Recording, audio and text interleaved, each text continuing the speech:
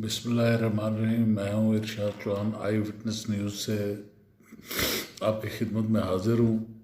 और कई दिनों से मैं ज़रा ये जो सियासी गर्द उड़ी हुई थी इस पर बात करने से कुछ गुरेज़ां था, कुछ ये कि कोई सूरत हाल सामने आए कि क्या इस मुल्क में ये करना चाहते हैं, इस्टेब्लिशमेंट क्या चाहती है, आवाम क्या चाहती है, और मुस्लिम लीग नून और दीगर पीडीएम की जमातें क्या चाहती हैं। ये जो सूरत पैदा हुई है कि इमरान खान पर कातलाना हमला किया गया है, जिसकी अब इंक्वायरी हो रही है, इसलिए उस पर ज़्यादा कमेंट करने से इफ़ेक्ट ना हो इंक्वायरी। लेकिन एक बात ज़हन में रखें कि पाकिस्तान के अंदर पॉपुलर सियासतदान को बर्दाश्त नहीं किया जाता, ये बात तय है। ये कंट्रोल्ड डेमोक्रेसी पर यकीन रखने वाला मुल्क है।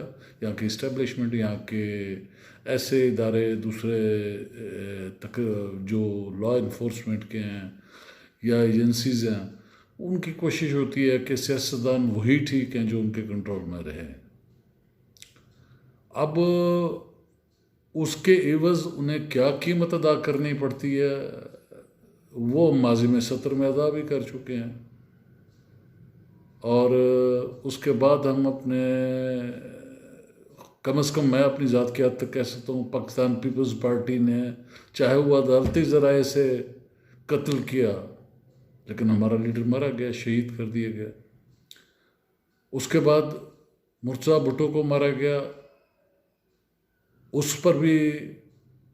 और इस इमरान खान पर जो कातलाना हमला है, इसमें कुछ फ़र्क है कि ये बच क्यों गया, वो बच नहीं सके।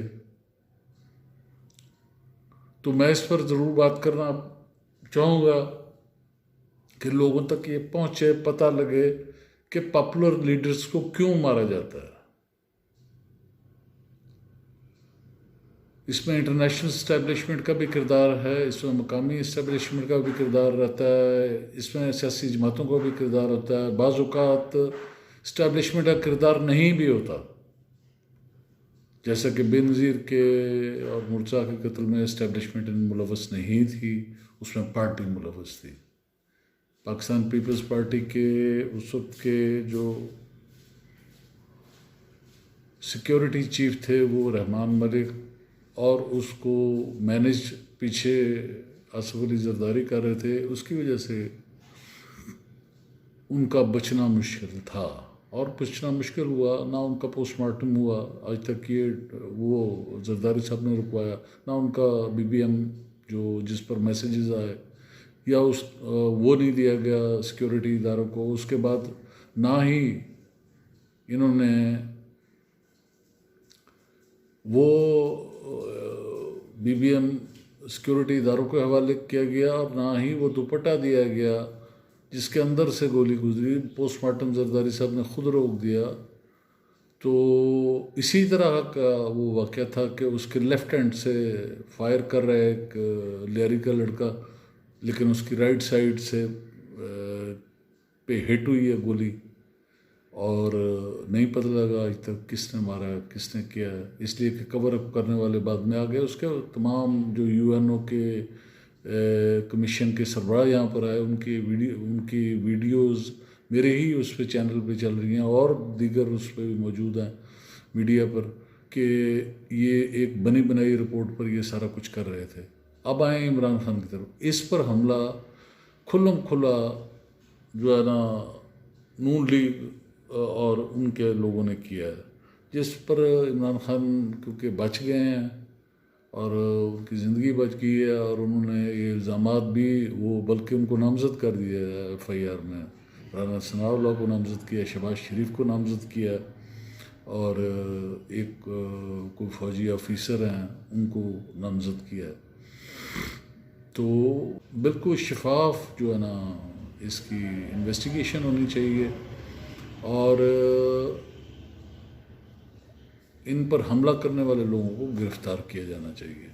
और तमाम लोगों को उनको प्रॉपर इन्वेस्टिगेशन से इस बात को इंश्योर करें कि इससे कबल जो वाक़यात हो रहे हैं, सहाफ़ी भाग रहे हैं मुल्क छोड़कर, कत्ल हो गया अरशद शरीफ का मुल्क से बाहर, क्यों उन्हें यहाँ से निकाला गया, उन पर FIRs दी गई, फिर दुबई में से उनको दुबई में से दबाव डालकर कीनिया की तरफ रवाना किया गया और वहाँ भी उनका बड़ा वसी बिजनेस है, उनसे नब्बे से उन्होंने उसका ख़त्म किया। अभी ये इन्वेस्टिगेशंस जो है उसको बार बार तब्दील करते हैं, बार बार यहाँ से ऐसे लोग भेजते हैं जो वहाँ पर मेडल्स डाले जा रहे हैं जिनको, या वहाँ से सोवेनियर्स ले रहे हैं। क्या इन्वेस्टिगेशन करेंगे? वो इन्वेस्टिगेशन मुमकिन ही नहीं है। इमरान खान के पर होने वाले कातलाना हमले, लेकिन ये इक़दाम है कत्ल और कत्ल का मुकदमा, क्योंकि उसमें एक शख्स की हलाकत भी हुई है, शहादत भी हुई है, तो इसलिए ये इक़दाम कत्ल और कत्ल का मुकदमा है। और ये उन्हीं लोगों की तरफ उंगलियां उठ रही हैं, ये जो जिन्होंने मर्डर टाउन किया, जिनमें 14 अफराद की जाने गई, 90 अफराद ज़ख्मी हुए जिन पर, और पुलिस के ज़रिए वो किया गया। यहाँ पर 2 अफराद ने, एक डिसेप्शन कर रहा था तो दूसरा डायरेक्ट फायरिंग कर रहा था, बिल्कुल इक्वल, उसके ट्रक के इक्वल, क्योंकि टांगों में लगी गोलियां हैं। ये भी हो सकता है कि इमरान खान को वार्निंग दी गई हो कि उनकी टांगों में गोलियां मारकर कि आप इससे आगे ज़्यादा नहीं जा सकते। ये चांसेस भी हैं, वरना सामने से आने वाली गोलियां तो ऊपर भी लग सकती थी। अब उससे एक शख्स की हलाकत हुई है, सारे मामला सामने आ रहे हैं। अब वो फैसल भट्ट साहब कौन है जो सामने से खड़े होकर बालकोनी से या टेरेस से फायर कर रहे थे क्लैशन कोफ से, जो उसके ट्रक की शील्ड को चीरती हुई इनकी टांगों पर लगी, तमाम लोगों की 14 लोग एक हलाक और 13 ज़ख्मी हुए। तो मैं नहीं समझता 30 बोर का ऐसा कोई पिस्टल जो है वो आ गया कि जिसके एक छोटे मैगज़ीन में भी जिसमें 6 या 7 गोलियां आती हैं, उससे जिसका एंगल भी ऊपर की तरफ और उससे फायर और इमरान खान को टांगों पर गोलियां लग जाएं, ऐसा चांस नहीं है। इसलिए ये डिसेप्टिव मूव थी। ये नीचे से फायर किए गए, एक फायर किया या ज़्यादा किए, लेकिन फ्रंट से आने वाली गोलियां जो है, सामने से मारी जाने वाली गोलियां जो है, वो यकीनन वो डायरेक्ट लगी हैं उन्हें टांगों पर, वहाँ पर लोगों को। और ये वार्निंग शॉट ज़्यादा लगते हैं निस्बतन एक जो असैसिनेशन अटेम्प्ट के। तो इसलिए ये चीज़ें सारी देखनी पड़ेंगी। क्या इसमें जिस फौजी का नाम लिया जा रहा है वो इन्वॉल्व है? क्या इसमें नून लीग के लोग इन्वॉल्व हैं? ये तफ्तीश से कबल ये राय देना ज़रा गलत होगा। हम भी इस बात का मुतालबा करते हैं तमाम के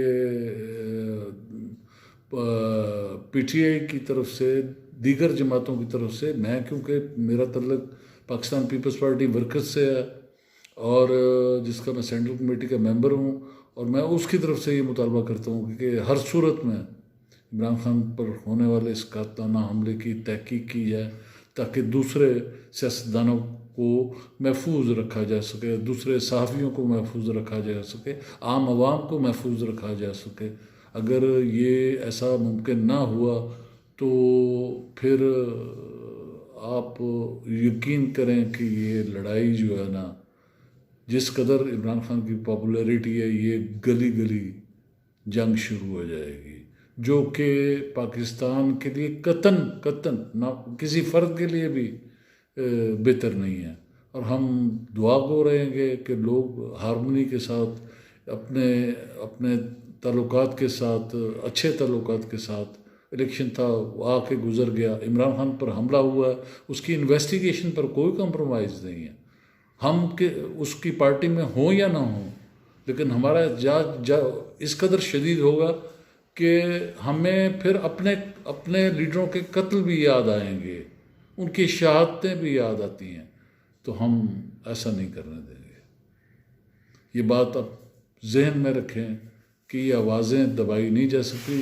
अरशद शरीफ का कत्ल हो या किसी दीगर जो सहाफ़ी बाहर गए हैं, साबिर शाकिर है या मुईद पीरज़ादा है या दीगर दोस्त जो बाहर गए हैं, हम उनके लिए भी दुआ गो हैं और उनकी आवाज़ बुलंद होती रहे इस तमाम मामले में।